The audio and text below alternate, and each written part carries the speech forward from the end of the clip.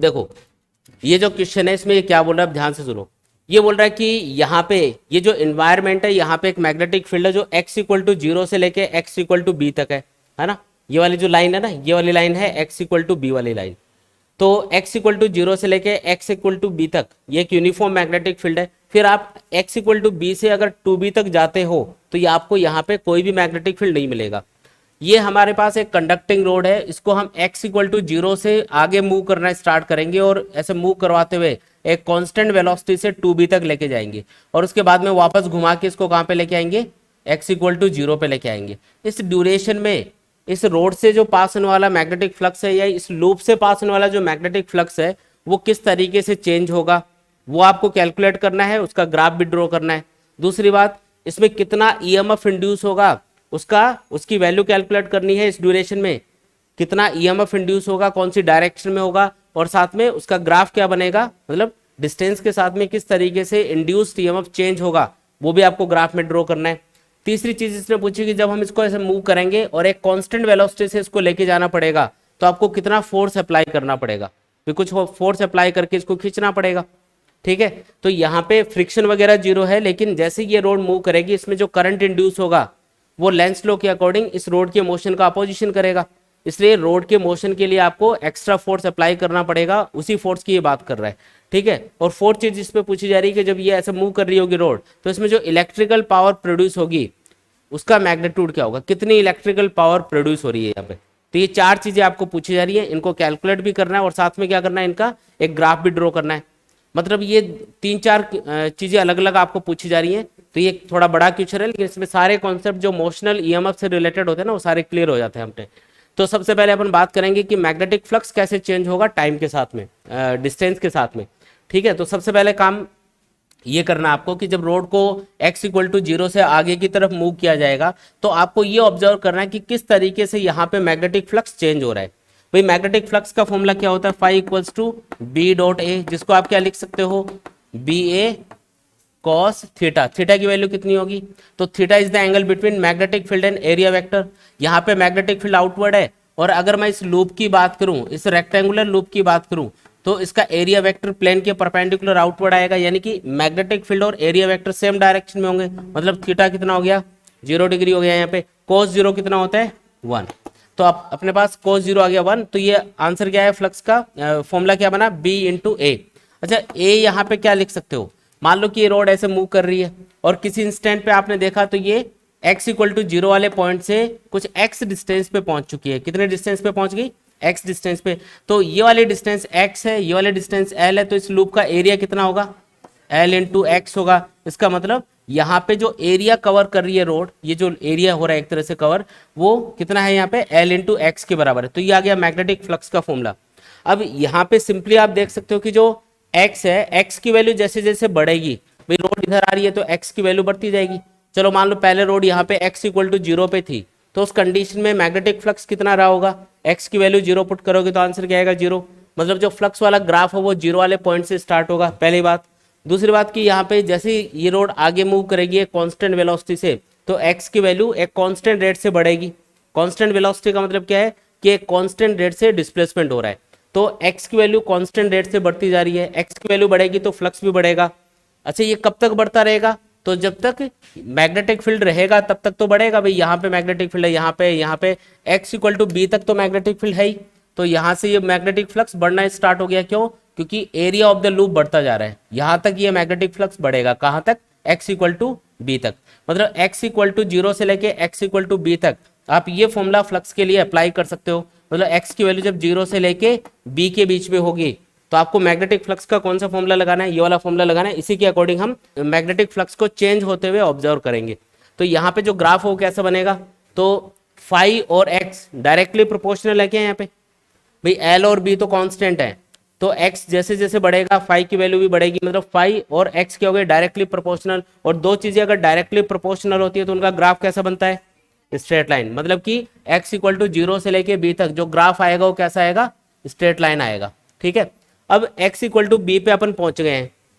यहाँ देखो ऐसे मूव करते करते अपन कहाँ पे पहुंच गए, यहाँ तक पहुंच गए। इसके बाद में मैग्नेटिक फील्ड ही नहीं है, तो क्या मैग्नेटिक फ्लक्स इंक्रीज होगा, भाई यहाँ से आगे बढ़ने पे मैग्नेटिक फ्लक्स कंटिन्यूअसली बढ़ रहा है क्योंकि लूप का एरिया बढ़ता जा रहा है। मैग्नेटिक फ्लक्स यहाँ पे 1 2 3 4 5 6 7 तक बढ़ा मान लो यहाँ पे, फिर आगे मैग्नेटिक फील्ड ही मिलना बंद हो गया तो आगे बढ़ेगा क्या? तो 7 तक बढ़ चुका है, उसके बाद में ये कांस्टेंट हो जाएगा। मतलब भाई अगर रोड मान लो यहाँ पे है तो इतने इतने पोर्शन से तो कोई मैग्नेटिक फ्लक्स पास ही नहीं होगा, लेकिन क्योंकि रोड यहाँ पे पहुंच चुकी है, इस पोजीशन पे पहुंच चुकी है रोड, तो यहाँ तो मैग्नेटिक फ्लक्स नहीं है, इससे तो मैग्नेटिक फ्लक्स पास नहीं होगा इस एरिया से, लेकिन यहाँ तक तो पास हो ही रहा है, तो ये तो काउंट हो गई। तो ये मत बोलना कि भी यहाँ पे कि यहाँ से यहाँ तक जब पहुंचेंगे तब तो मैग्नेटिक फ्लक्स कितना होगा, phi equals to B into L into X, और यहाँ पे आके जीरो हो गया। नहीं, आपको पूरे लूप का मैग्नेटिक फ्लक्स ऑब्जर्व करना है। तो मैग्नेटिक फ्लक्स यहाँ से यहाँ तक तो बढ़ रहा था बढ़ रहा था बढ़ रहा था, और यहाँ पे पहुंच के क्या हो गया मैक्सिमम, उसके बाद में आगे बढ़ना बंद हो गया। तो जितना यहाँ पे हो चुका है, अच्छा यहाँ पे जैसे रोड पहुंचेगी एक्स इक्वल टू बी पे, तो मैग्नेटिक फ्लक्स की वैल्यू क्या हो जाएगी, phi equals to B into L into B, है ना भाई। एक्स की वैल्यू यहाँ पे क्या हो चुकी है बी, तो इतना मैग्नेटिक फ्लक्स यहाँ तक इसको मिल रहा होगा, मतलब इस लूप से पास होने वाला मैग्नेटिक फ्लक्स इतना होगा। अच्छा ये मैक्सिमम मैग्नेटिक फ्लक्स है, इसके बाद में मैग्नेटिक फ्लक्स बढ़ेगा क्या, इसके बाद में नहीं बढ़ेगा क्योंकि आगे मैग्नेटिक फील्ड ही नहीं है। तो हम बोलेंगे कि एक्स की वैल्यू जब बी या बी से ज्यादा होती है, कहाँ तक, टू बी तक, तो मैग्नेटिक फ्लक्स इतना ही रह जाएगा। मतलब ये रोड यहाँ से आगे जाए या वापस आए, इस ड्यूरेशन में इससे पास होने वाला मैग्नेटिक फ्लक्स चेंज ही नहीं होगा। ये बात समझ में आई क्या? देखो इसमें कंफ्यूजन क्या होता है कि आपको लगेगा कि यहाँ से आगे तो मैग्नेटिक फील्ड नहीं है, तो मैग्नेटिक फ्लक्स कैसे मिल रहा होगा। तो हमको कौन सा वाला मैग्नेटिक फ्लक्स ऑब्जर्व करना है, जो इस लूप से पास होगा। जब रोड आगे जा रही है तो लूप का एरिया बढ़ रहा है, और क्योंकि मैग्नेटिक फील्ड तो कांस्टेंट है लेकिन लूप का एरिया बढ़ रहा है, तो मैग्नेटिक फ्लक्स बढ़ेगा। बी और ए में से चाहे बी बढ़े या ए बढ़े, यहाँ पे बी कांस्टेंट है लेकिन ए बढ़ रहा है, लूप का एरिया बढ़ रहा है, तो फ्लक्स तो बढ़ ही रहा है ना। अब ये फ्लक्स बढ़ता बढ़ता यहाँ पे मैक्सिमम हो गया, इसके बाद में जैसे आगे मूव करोगे रोड को, तो सिर्फ इतने इतने लूप से तो मैग्नेटिक फ्लक्स पास हो रहा है, जो कितना होगा B into L into B होगा, और इससे आगे वाले पोर्शन से कोई भी मैग्नेटिक फ्लक्स पास नहीं होगा। तो हम क्या बोलेंगे कि रोड जब ऐसे बी से आगे घूम के वापस आएगी तो इस ड्यूरेशन में मैग्नेटिक फ्लक्स में कोई भी चेंज नहीं आएगा। मैग्नेटिक फ्लक्स बढ़ता बढ़ता क्या हो चुका है, कांस्टेंट। कहाँ पे हो गया कांस्टेंट, यहाँ पे बढ़ता बढ़ता यहाँ पे मैक्सिमम पे पहुंचा, और उसके बाद में कांस्टेंट चलेगा। तो ग्राफ कैसा बनेगा, एक कांस्टेंट के लिए लाइन कैसी आती है, एक स्ट्रेट लाइन आती है, और जो कि ऐसे ये जो हॉरिजॉन्टल एक्सिस के पैरेलल होगी, तो ये वाली लाइन आ गई। इसके बाद में क्या होगा, x इक्वल टू बी से वापस अपन b पे आ चुके हैं, मतलब ये वाला पॉइंट क्या है, x इक्वल टू बी, यानी घूम के वापस b पे आ गए। अब जैसे आप इससे आगे मूव करोगे, मतलब इस रोड को आप x इक्वल टू जीरो वाले पॉइंट की तरफ लेके जाओगे, तो आप क्या देखोगे कि x की वैल्यू कंटिन्यूअसली कम होती जाएगी, और x की वैल्यू अगर घटेगी तो मैग्नेटिक फ्लक्स क्या होगा, कम होता जाएगा। तो ग्राफ किस टाइप का बनना चाहिए, स्ट्रेट लाइन ही ग्राफ बनेगा, लेकिन इस बार ये डिक्रीजिंग ग्राफ बनेगा, मतलब मैग्नेटिक फ्लक्स डिक्रीज हो रहा होगा। ग्राफ समझ में आया क्या? पहले तो मैग्नेटिक फ्लक्स बढ़ रहा है, कब तक बढ़ेगा, x इक्वल टू बी तक, फिर आगे बढ़ना बंद हो जाएगा, कांस्टेंट रहेगा, फिर वापस रोड आ रही है तो वापस कांस्टेंट है, कब तक, x इक्वल टू बी तक, फिर वापस यहाँ पे मैग्नेटिक फील्ड मिलना चालू हो जाएगा रोड को, इसलिए मैग्नेटिक फ्लक्स वापस से इसके अंदर चेंज होना स्टार्ट हो जाएगा, और मैग्नेटिक फ्लक्स यहाँ पे घटते घटते वापस जब ये x इक्वल टू जीरो पे पहुंचेगी रोड, तो मैग्नेटिक फ्लक्स घटते घटते वापस जीरो हो चुका होगा। तो ये ग्राफ बनेगा। आई बात समझ में? अब एक चीज तो हमने कैलकुलेट कर ली, चलो ये आ गया। अब आपको पूछा है कि बताओ कि इंड्यूस्ड ईएमएफ कितना होगा।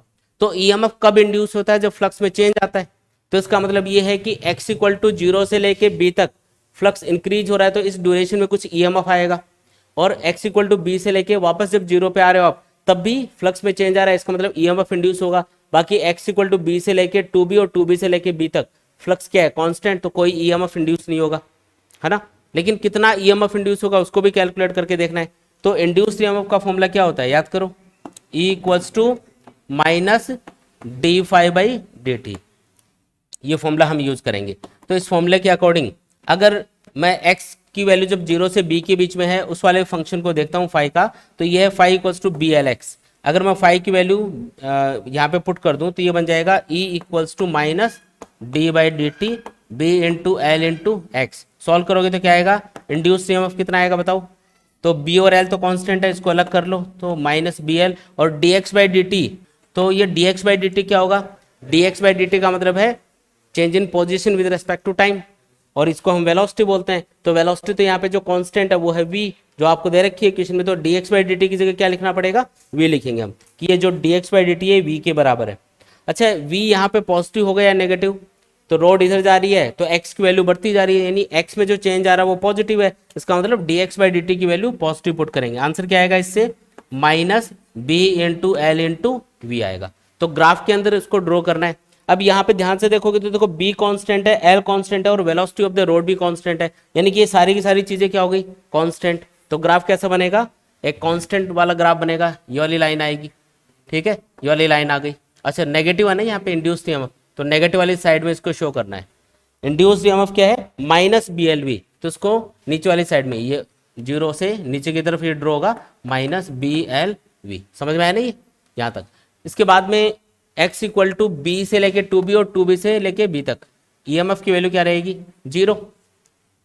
समझ में आया ना, क्योंकि फ्लक्स में चेंज नहीं आ रहा। इसके बाद में जैसे आप इस रोड को वापस लेके आ रहे हो और x इक्वल टू बी से x इक्वल टू जीरो की तरफ आओगे, तो इस बार जो x में चेंज आएगा वो क्या आएगा, नेगेटिव। क्यों, क्योंकि x कम हो रहा है। तो उस कंडीशन में dx बाई dt की वैल्यू क्या पुट करोगे, माइनस वी पुट करोगे, तो ये माइनस माइनस प्लस हो जाएगा इस बार। यानी कि इस बार जो इंड्यूस्ड ईएमएफ है उसको क्या लिखना पड़ेगा, अरे बोलो, प्लस बी एल वी। तो इस बार जो इंड्यूस्ड ईएमएफ है वो क्या होगा, प्लस बी एल वी के बराबर होगा। तो ये अपना ग्राफ बन गया। पहले ईएमएफ नेगेटिव है, बाद में क्या होगा, पॉजिटिव। इंड्यूस्ड ईएमएफ का ग्राफ समझ में आया क्या, बिल्कुल आसान है एकदम। अब तीसरी चीज पे आते हैं कि रोड को मूव करने के लिए हमें कितना फोर्स अप्लाई करना पड़ेगा। अगर यहाँ पे फ्रिक्शन नहीं है तो फिर रोड को मूव करने के लिए फोर्स को अप्लाई करना पड़ेगा, क्योंकि जैसे ही ये रोड मूव करेगी इसमें करंट इंड्यूस होना स्टार्ट हो गया, और करंट इंड्यूस होने की वजह से अब ये रोड एक करंट कैरिंग कंडक्टर है जो मैग्नेटिक फील्ड के अंदर मूव कर रहा है। जैसे ही रोड मूव करना स्टार्ट करेगी तो ये मैग्नेटिक फील्ड लाइंस को काटते हुए जाएगी। उस कंडीशन में इस रोड के अंदर करंट इंड्यूस होना स्टार्ट हो जाएगा, और ये जो रोड है इसके अंदर जैसे ही करंट इंड्यूस होगा, अब ये क्या बन गई, एक करंट कैरिंग वायर जिसको हमने मैग्नेटिक फील्ड में रखा हुआ और वो मूव कर रहा है।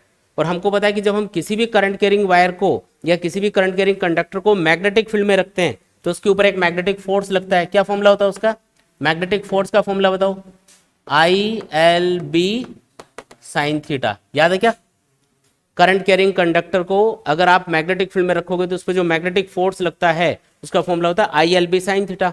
आई क्या है यहाँ पे, कंडक्टर में फ्लो होने वाला करंट, एल क्या है, length of the conductor, B क्या है, मैग्नेटिक फील्ड, और थीटा क्या है, theta is the angle between direction of current and magnetic field.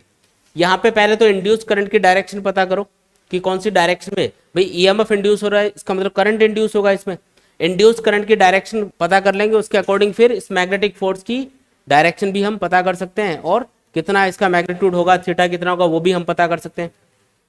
ये जो कंडक्टर है ये कौन सी डायरेक्शन में मूव कर रहा है, ये लेफ्ट से राइट की तरफ जा रहा है। तो फ्लेमिंग राइट हैंड रूल के अकॉर्डिंग आपको फर्स्ट फिंगर को मैग्नेटिक फील्ड की डायरेक्शन में पॉइंट करना है, और जो थंब है उसे कंडक्टर के मोशन की डायरेक्शन में रखना है। तो मिडिल फिंगर आपको इंड्यूस करंट की डायरेक्शन बताएगी।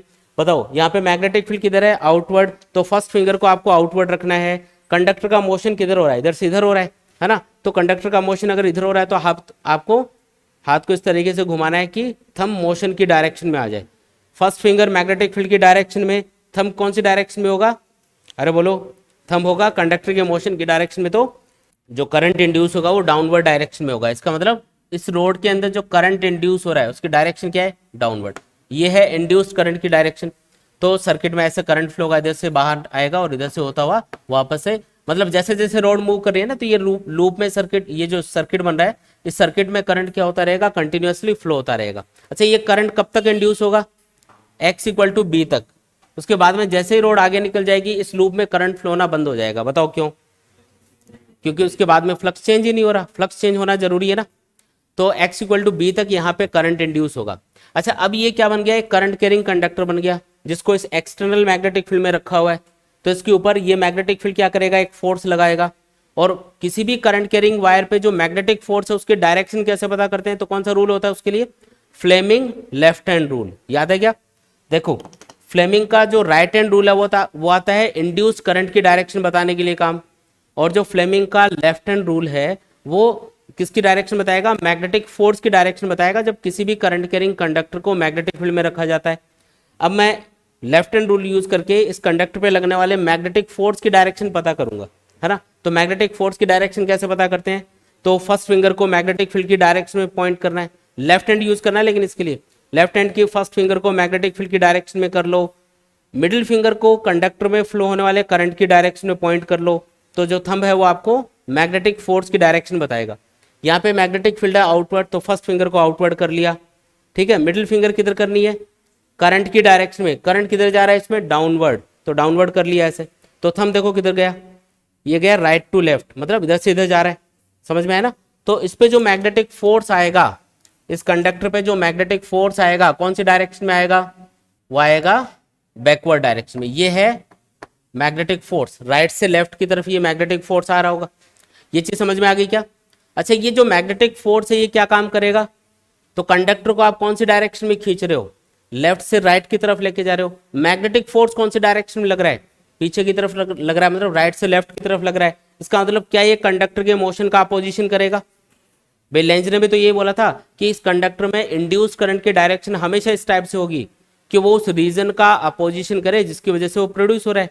यहाँ पे इस लूप के अंदर या इस कंडक्टिंग रोड के अंदर करंट या ईएमएफ के इंड्यूस होने का रीजन क्या है, इस कंडक्टर का मोशन। अगर ये रुकी हुई रहती तो इसमें कोई ईएमएफ इंड्यूस नहीं होता, मोशन की वजह से तो सारी एक्टिविटी हो रही है, मोशन की वजह से करंट इंड्यूस हो रहा है। तो इंड्यूस्ड करंट की डायरेक्शन इस टाइप से होगी कि वो इस कंडक्टिंग रोड के मोशन का अपोजिशन करे, इसको रोकने की कोशिश करे। तो कैसे रोक सकती है, बैकवर्ड मैग्नेटिक फोर्स लगना स्टार्ट हो जाएगा। अब अगर आपको इस रोड को एक कांस्टेंट वेलोसिटी से खींचना है तो इस मैग्नेटिक फोर्स को क्या करना पड़ेगा, कैंसिल। तो आपको इतना ही फोर्स इधर लगाना पड़ेगा। तो जो एक्सटर्नल फोर्स हम लगा रहे होंगे यहाँ पे सिर्फ एक ही फोर्स लग रहा है इसके ऊपर, मैग्नेटिक फोर्स, फ्रिक्शन वगैरह कोई चीज नहीं है यहाँ पे। इसका मतलब इस मैग्नेटिक फोर्स का ही अपोजिशन करना है। और इसका अपोजिशन कैसे होगा, तो इसके अपोजिट इतना ही फोर्स इधर लगा दो। तो कांस्टेंट वेलोसिटी मेंटेन करने के लिए इस रोड की आपको इस मैग्नेटिक फोर्स को कैंसिल करने के लिए इतना ही फोर्स इधर लगाना पड़ेगा, ठीक है।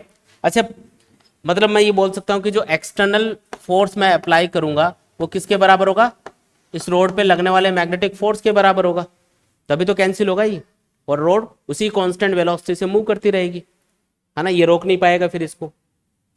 यहाँ पे मैग्नेटिक फोर्स का फॉर्मूला क्या है, I L B sine theta. Theta कितना लेना है, अब आप देख सकते हो कि करंट कौन सी डायरेक्शन में है, डाउनवर्ड, मैग्नेटिक फील्ड किधर है, आउटवर्ड, एंगल कितना है इनके बीच में 90, तो ये साइन 90 आएगा। तो बताओ कि जो एक्सटर्नल फोर्स है उसको मैं क्या लिख सकता हूँ, मैग्नेटिक फोर्स के बराबर, और मैग्नेटिक फोर्स किसके बराबर है, आई एल बी साइन 90, यानी साइन 91 हो गई, तो आई एल बी के बराबर है। इसका मतलब इतना एक्सटर्नल फोर्स हमको इस रोड के मोशन के लिए अप्लाई करना पड़ेगा। कौन सी डायरेक्शन में लगाएंगे, इधर लगाएंगे, ठीक है। अब ये जो ग्राफ बन रहा है यहाँ पे आप अगर इस मैग्नेटिक फोर्स के रेस्पेक्ट में अगर ग्राफ बनाओगे तो, क्योंकि जो मैग्नेटिक फोर्स है वो रोड के मोशन का अपोजिशन कर रहा है, रोड की वेलोसिटी इधर है, तो वेलोसिटी को हम इस डायरेक्शन को हम पॉजिटिव मान लेते हैं। तो मैग्नेटिक फोर्स किधर आया, पीछे की तरफ उल्टा आ रहा है ना, तो उसको नेगेटिव सिंबल से दिखाएंगे कि रोड की वेलोसिटी जिस डायरेक्शन में है मैग्नेटिक फोर्स उसके अपोजिट डायरेक्शन में लग रहा है। इस वाले फोर्स की बात हो रही है। तो ये जो मैग्नेटिक फोर्स है इसका अगर मैं ग्राफ यहाँ पे ड्रॉ करूँ तो मैं क्या बोलूंगा कि शुरुआत में जब रोड इधर जा रही होगी तो मैग्नेटिक फोर्स किधर आएगा, अगर रोड एक्स एक्सिस के अलॉन्ग मूव कर रही है तो मैग्नेटिक फोर्स आ रहा है माइनस एक्स एक्सिस की तरफ, यानी कि नेगेटिव में इसको शो कर दिया मैंने, माइनस और आई एल बी। अच्छा, ये आई की वैल्यू भी आप पुट कर सकते हो यहाँ पे, थोड़ा और सॉल्व कर लेते हैं। चलो इसको, आई की वैल्यू क्या होगी, तो इंड्यूस्ड ईएमएफ को जब मैं रोड के रेजिस्टेंस से डिवाइड करूंगा तो क्या आएगा, इंड्यूस्ड करंट आएगा। इंड्यूस्ड ईएमएफ कितना है भाई, इंड्यूस्ड ईएमएफ कितना है, बीएलवी। रोड के अंदर जो ईएमएफ इंड्यूस होगा उसका मैग्नीट्यूड तो बीएलवी है, तो आप लिखोगे बीएलवी अपॉन आर। ये क्या आ गया अपने पास, इंड्यूस्ड करंट। तो बताओ जो एक्सटर्नल फोर्स है उसको आप क्या लिख सकते हो, आप लिख सकते हो एफ एक्सटर्नल इक्वल टू आई की वैल्यू ये पुट करोगे ना तो ये बन जाएगा, देखो एल और बी पहले से भी एक, तो B square L square V upon R ये आएगा। तो ये यहाँ पे आप लिख सकते हो, ये आएगा B square L square V upon R. ये आ गया मैग्नेटिक फोर्स जो पीछे लग रहा होगा, है ना। अच्छा, रोड जब ऐसे जा रही होगी तो मैग्नेटिक फोर्स पीछे लगेगा और इसके मोशन का अपोजिशन करेगा। जैसे आप x इक्वल टू बी पे पहुंचोगे इसके बाद में तो करंट इंड्यूस नहीं होगा और मैग्नेटिक फील्ड भी नहीं है, तो इसका मतलब रोड पे लगने वाला फोर्स क्या हो जाएगा, जीरो। तो हमको कोई फोर्स अप्लाई नहीं करना। उसके बाद में तो जिस वेलोसिटी से यहाँ पे रोड पहुंच चुकी है यानी v स्पीड से, उसके बाद में एक्स्ट्रा कुछ फोर्स नहीं लगाना, बस उसी वेलोसिटी से आगे जाती रहेगी। मान लो फिर वापस आप इसको लेके आ रहे हो तो जैसे आप इसको वापस लेके आओगे तो वापस लाने में भी आपको अभी कोई फोर्स नहीं लगाना है, क्यों? क्योंकि यहाँ पे कोई मैग्नेटिक फोर्स नहीं है, कोई अपोजिशन नहीं है। लेकिन जैसे आप x इक्वल टू बी पे पहुंचोगे, जैसे कहाँ पे पहुंचोगे, x इक्वल टू बी पे पहुंचोगे वापस लौटते टाइम पे, तो जैसे आप आगे मूव करोगे तो इस बार क्या होगा, इस बार मोशन किधर हो रहा है, राइट से लेफ्ट की तरफ, क्योंकि मैग्नेटिक फील्ड के अंदर अब कंडक्टिंग रोड आ चुकी है तो इसके अंदर अब करंट इंड्यूस होना स्टार्ट हो जाएगा। और रोड जब इधर जा रही होगी तो इसके अंदर जो करंट इंड्यूस होगा उसकी डायरेक्शन पहले से अपोजिट रहेगी, क्योंकि पहले रोड का मोशन इधर हो रहा था, अब इधर हो रहा है, तो मोशन जैसे ही अपोजिट होगा इंड्यूस्ड करंट की डायरेक्शन पहले से रिवर्स हो जाएगी इसमें, और रिवर्स करंट होगा तो मैग्नेटिक फोर्स भी पहले से रिवर्स डायरेक्शन में लगेगा, मतलब अब इधर लगेगा इस पे फोर्स, पहले किधर लग रहा था, इधर। रोड का मोशन इधर था तो मैग्नेटिक फोर्स इधर लगा था, तो रोड का मोशन इधर होगा तो मैग्नेटिक फोर्स अब इधर लग रहा होगा ताकि वो रोड के मोशन का अपोजिशन करे। तो अगर आपको बोले कि डायरेक्शन क्या हो गई अब मैग्नेटिक फोर्स की, तो पहले से तो उल्टा हो गया ना, पहले से अपोजिट।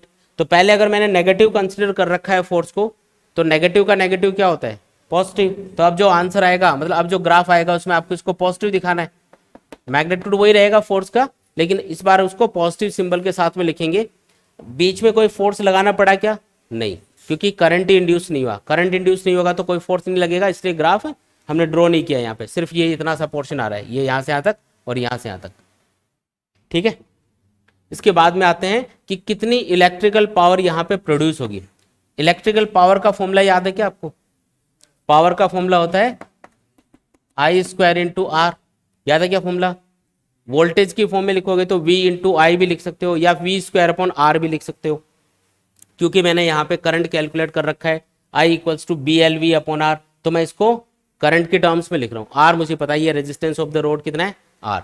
तो पावर कितनी अप्लाई करनी पड़ेगी, तो आई का स्क्वायर कर दो, इसका स्क्वायर करेंगे तो आएगा B square L square V square upon R square into R, एक आर कैंसिल, तो इलेक्ट्रिकल पावर का फॉर्मूला क्या बना, B square L square V square upon R. और ये आ गया अपने पास में जो इलेक्ट्रिकल पावर है उसका फॉर्मूला। इतनी इलेक्ट्रिकल पावर प्रोड्यूस हो रही है, कब प्रोड्यूस हो रही है, जब रोड x इक्वल टू 0 से लेके b तक पहुंचेगी, क्योंकि तभी इलेक्ट्रिसिटी प्रोड्यूस हुई थी इसमें। तो यहाँ से यहाँ तक इलेक्ट्रिसिटी प्रोड्यूस हो रही है, मतलब इलेक्ट्रिकल पावर प्रोड्यूस हो रही है। इसके बाद में तो ईएमएफ और करंट इंड्यूस ही नहीं हुआ था, तो ये यहाँ से यहाँ तक इलेक्ट्रिकल पावर 0 है। वापस आते टाइम भी यहाँ पे इलेक्ट्रिकल पावर 0 है, फिर वापस आओगे तो वापस इलेक्ट्रिकल पावर प्रोड्यूस होगी। अच्छा, इलेक्ट्रिकल पावर का फॉर्मूला क्या है, B square L square V square upon R. देख के बताओ कि यहाँ पे जो पावर है वो पॉजिटिव आएगी या नेगेटिव? हमेशा ही पॉजिटिव आएगी, क्यों? क्योंकि ये देखो सारी चीजों का स्क्वायर हो रहा है यहाँ पे। आप बी और एल तो हमेशा ही पॉजिटिव लोगे, वी को आप नेगेटिव पॉजिटिव बोल सकते हो, भाई इधर जा रहे हैं तो पॉजिटिव, इधर जा रहे हैं तो नेगेटिव, लेकिन यहाँ तो स्क्वायर हो गया, तो पॉजिटिव वैल्यू लो वी की या नेगेटिव वैल्यू लो, आंसर तो पॉजिटिव ही आएगा। और रेजिस्टेंस हमेशा पॉजिटिव होता है, मतलब आंसर आएगा हमेशा पॉजिटिव। तो इस बार जो ग्राफ बनाओगे उस ग्राफ के अंदर आपको जो इलेक्ट्रिकल पावर को रिप्रेजेंट करना है वो सिर्फ पॉजिटिव साइड में ही दिखाना है, नेगेटिव साइड में नहीं होगा इस बार। कब पावर प्रोड्यूस होगी, x इक्वल टू 0 से लेके b तक, तो यहाँ पे ग्राफ आएगा।